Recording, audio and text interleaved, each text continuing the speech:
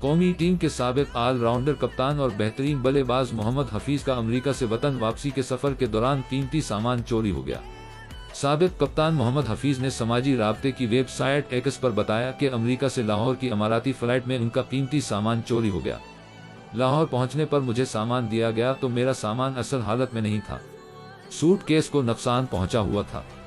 قومی ٹیم کے سابق کھلاڑی نے مزید تفصیلات بتاتے ہوئے کہا کہ میرے سوٹ کیس سے میرا قیمتی سامان اور تحائف چوری کر لے گئے ہیں۔ سابق کھلاڑی نے اس حوالے سے کہا کہ میں نے لاہور ایئرپورٹ پر شکایت درج کرا دی ہے۔ اب تک مجھے میرے سامان کے حوالے سے کوئی جواب نہیں دیا گیا ہے۔